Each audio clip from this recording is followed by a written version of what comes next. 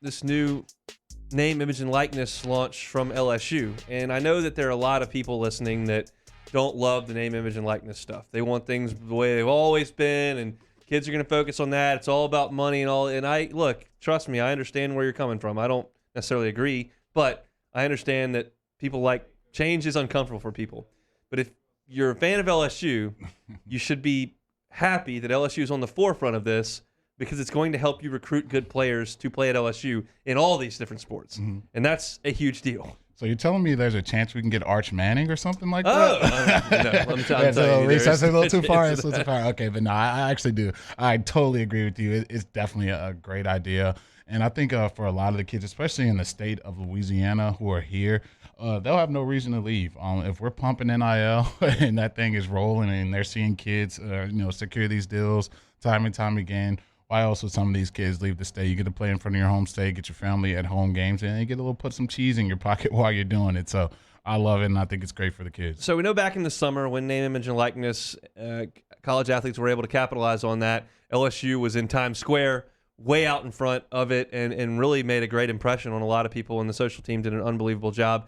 Today, Cody Worsham, who we'll have on here in just a second, launched part 2 of this, which is a huge story that he wrote over on LSUsports.net, detailing a partnership with some licensing.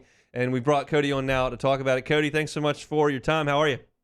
What's up, guys? I'm great. I just watched a sneak preview of the latest episode of Gold Standard for LSU basketball, so I'm fired up right now. Talk a little bit about that as well, but let's start with this name, image, and likeness piece that you wrote. I mentioned a few of the details there, but if you could kind of lay it out and tell us what the genesis of this big announcement was. Yeah, so the news hook is that we've signed our group licensing agreement with Brandar. Essentially what they're going to do is, this is an oversimplification a little bit, but they'll be sort of what the NFL Players Association, MLB Players Association, NBA Players Associations are for the players in those leagues. They'll serve a similar role for our student athletes. So right now it's difficult for our student athletes to use our marks in a lot of campaigns, or it was. This is going to make that a lot easier. And so it'll mostly look like licensed products, jerseys, video games, when NCAA football returns, trading cards, the sort of thing where the third party selling the product, EA Sports, for example, needs to get a bunch of names and images and numbers and that sort of thing licensed. They'll go to Brandar and work that out with Brandar, and Brandar is going to already have representation with LSU and the student athletes who opt in. It is an opt-in process. Student athletes are going to have to sign up, but we're making that process seamless, and I imagine most of all will sign up, because you can opt into group licensing and still retain your individual rights and go do individual deals with whoever you want, for the most part, but still get the passive income from group licensing. So that's the news hook. A few other schools have done this already. We're not the first to do it, right, although we've been involved with it for a while, but we wanted to vet it out. But that's the news hook. But I also wanted to touch on sort of the larger NIL story that's been happening behind the scenes at LSU since the splashy announcement this summer. That was a lot of flash. It was great. It was our announcement to the world, like, we're embracing this, which a lot of schools aren't. But I wanted to also share some light on the actual work that's going on behind the scenes to make that flash into substance. And so that's where the story is, and sort of how the application of NIL and our embracing of it isn't just words, it's action, it's things that we're doing every day. So that's the bigger story here. You can follow him on Twitter at Cody Worsham. You're probably already doing that, and his piece is up at LSUsports.net. You spoke with some of the student athletes on campus when you were putting this together, and you obviously do that day in and day out. What's their reaction been? Yeah, they're excited. A lot of it kind of, and we're in the same boat too, whether it's the administration or me or other staff that are working on this. There's a lot of unanswered questions, or questions that we're answering along the way. So there's been some uncertainty to navigate, but it's that fundamental approach of we're going to embrace this and not run from it that I think they're feeling that. And I've asked a few athletes, talked to Jack Besh for this story, talked to Cade York, talked to Sharif O'Neal, talked to a few other people for this story, and I asked them honestly. I was like, look, how have you felt about our approach to this? Like, what are we doing right? What are we doing wrong? And all of them, to the last one, said we love that LSU's embracing this. We know that our brands may be strong, but they're stronger when we can sort of link that to LSU. So the group licensing agreement just sort of further develops that, and it gives them more options. It gives us more options. But all of them are excited. They still have questions. We have questions. We're working on answers. One of the people that I didn't mention in the story is Taylor Jacobs, who works in our compliance department. But our entire compliance department has taken a really heavy burden here in terms of educating student athletes, rolling out education. You'll see LSUsports.net/NILSU is up today, and there's some educational tools in there for athletes. It's kind of password protected and for them only. I mean, it's a major endeavor. We have the 2 new social media accounts at We Are NILSU on Twitter and Instagram, where yes, both the public can interact with that, but our student athletes can go there and get some resources too. So I think that's their feeling, is they're excited about it. Some of them have obviously already done deals. They've learned a lot from those deals, probably learned more doing those deals than anything else. And they've been real open with us and working with us, and they're excited to, leverage both their brand and LSU's brand. We know guys like Derek Sinley Jr. and maybe a Darius Days, they probably won't have much trouble securing NIL deals. But with this group licensing, do you think the not as popular players on the campus will have more opportunity to get some deals? Yeah, so an application would be, this is another that I'm working on is NFTs, right? Non-fungible tokens. And for those who don't know what NFTs are, think digital trading cards, right? So your traditional baseball card, for example, a digital version of that. NBA Top Shot, if you've seen that. We'll have some NFT application process too, because it's complicated and complex. But an NFT, at the Top Shot level, right? Like you buy a pack of these NFTs, right? And let's say you get 10 of them. Could pull a superstar athlete, right? Like the names that you just mentioned.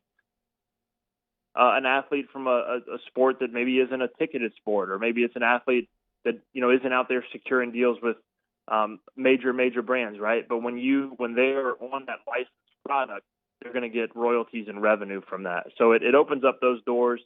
One immediate reaction that I got when I posted this story today was about the soccer kit. Like, a lot of our fans love our soccer kit, and there's still some larger logistical issues in terms of getting those produced for the fans.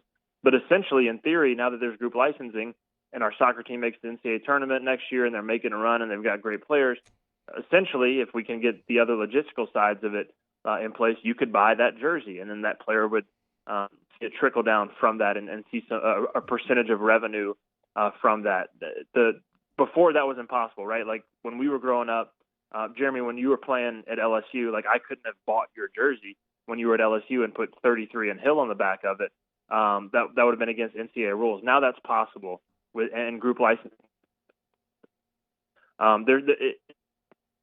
You can't go to LSUshop.net right now and buy your favorite player.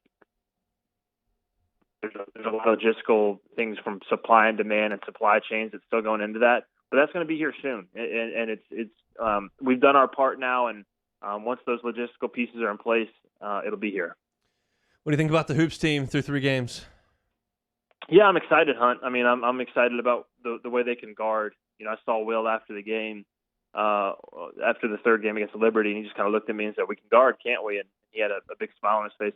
The energy that he's giving off right now is the most encouraging part to me, because, and I didn't listen to his press conference today. I'm sure he came back and did the old coach thing where he's like, "Man, we got so much stuff to work on.